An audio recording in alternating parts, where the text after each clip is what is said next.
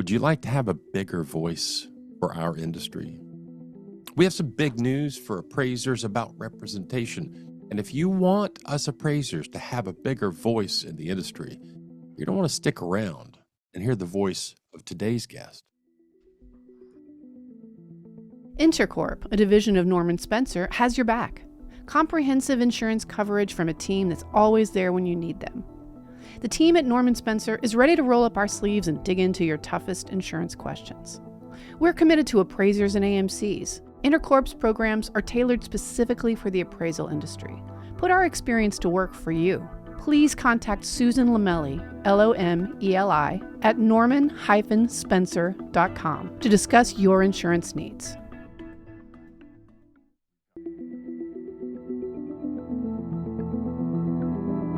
You're listening to the Appraisal Buzzcast with your host, Hal Humphreys.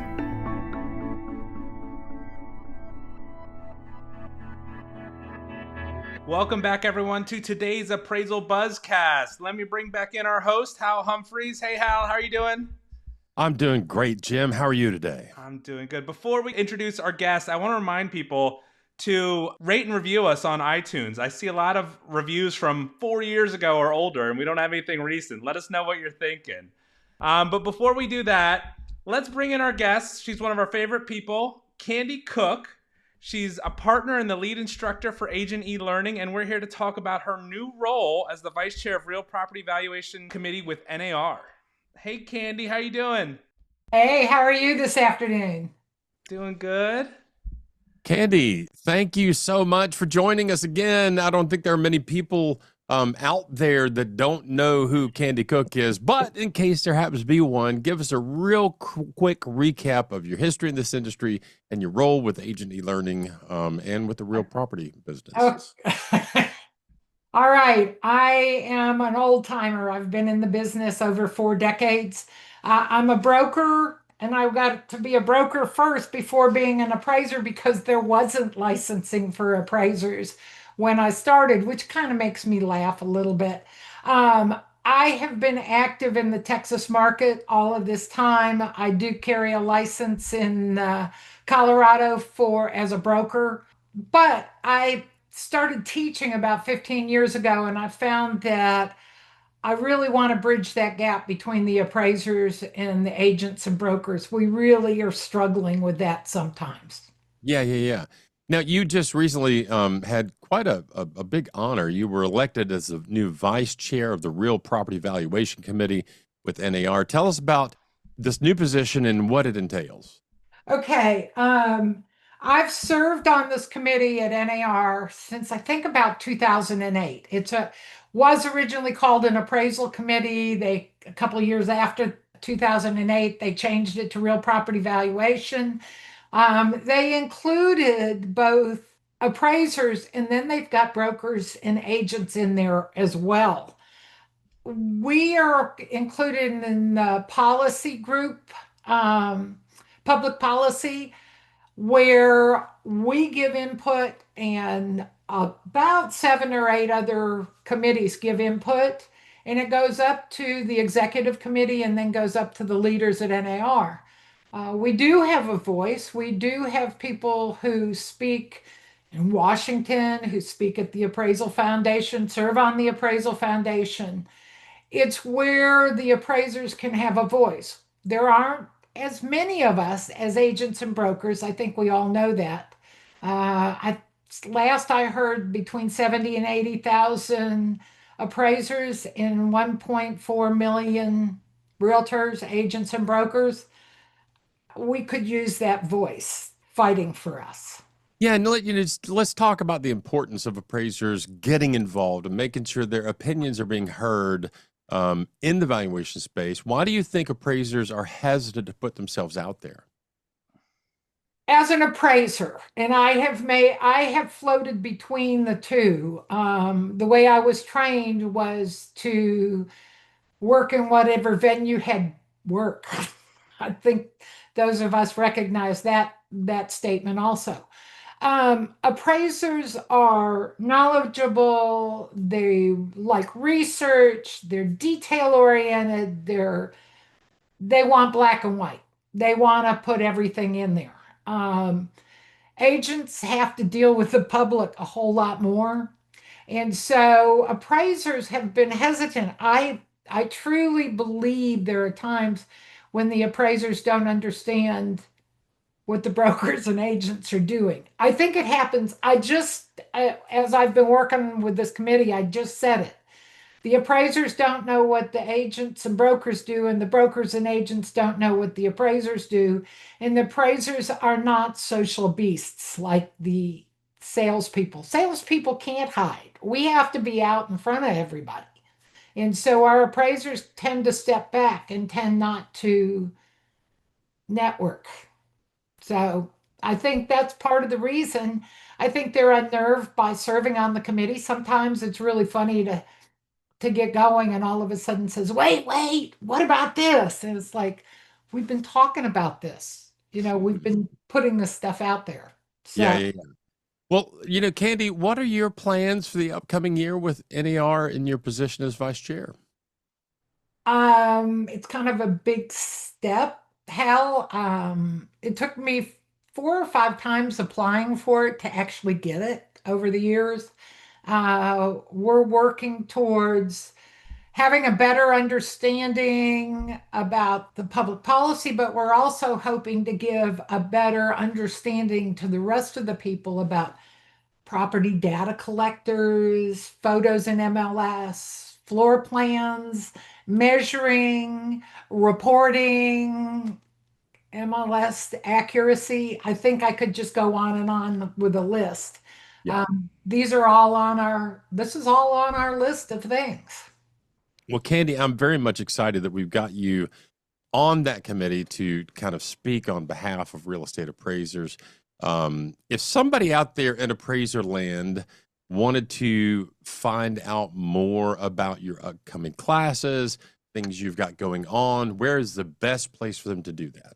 Okay, it's on Facebook. I know some people don't like Facebook, but on Facebook, I have a Facebook group, Cooked Real Estate. It's COOKE''D. I thought I'd have 400 or 500 people. I have 22,000 people. It's a good venue to be able to interact and to talk to people. We have people posting classes, posting webinars, posting everything in there so you can track us down. Okay. And I know for a fact, if you're looking for classes from Candy and the good folks over at the Agent eLearning, you can go to agentelearning.com and find a schedule of anything she has coming up there. Let's do this, Candy. I need to hear from one of our sponsors, and we'll be right back. Okay. Are you ready to take your career in real estate appraisal to the next level? Join the Appraisal Institute, your go-to source for expert insights, industry trends, and the latest updates from the world of valuation. Whether you're an experienced appraiser or just starting out, they bring you industry resources, classes, and all the knowledge you need to stay ahead. Join today and be part of a community that's shaping the future of the appraisal profession. Visit appraisalinstitute.org to learn more and become a member. Welcome back, everybody. You're listening to the Appraisal Buzzcast. I'm your host, Hal Humphreys. I'm joined today by my business partner, Candy Cooke. Candy, thank you so much for being here with us today. I'm really excited about the committee appointment and you being vice chair there, being able to give voice to we appraisers at the NAR level. I think it's fantastic. Candy, I'm going to warn you, Jim Morrison likes to throw these anonymous appraiser questions at me. Jim, do we have an anonymous appraiser question this week? We do have a question that everybody can answer for us. Candy, you'll have to put on your appraiser hat for this, or maybe you can give us the response from both hats. But this one says, I have an ethical question. I appraised the house for estate purposes that is uninhabitable. It has huge holes in the roof, much of the ceiling, and the floor, and there's black mold throughout. The appraisal ended up as land value due to it being incurable functional obsolescence. After telling the man living in the house and his family contacts that it's life-threatening to live there, they still believe they can remediate it. Is this my responsibility to report this home to the municipality and deem it uninhabitable, or how do I handle this? Well, I'm going to jump in real quick and say your job is valuation, not salvation. No. I think you document the condition, you gave warning, you delivered your conclusion. That's your professional responsibility.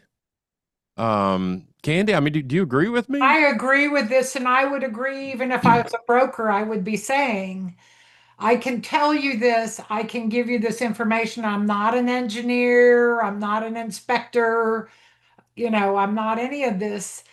I'm concerned about the conditions. However, if you want to still live there, that's your house. You can do whatever. Yeah, so there are certain situations where certain citizens would be considered mandatory reporters for specific things. And I'm thinking literally of like a child in danger, a person in a school situation, like a teacher, a counselor. If they know that a child is in danger, they're a mandatory reporter. They're going to they have a duty to report that.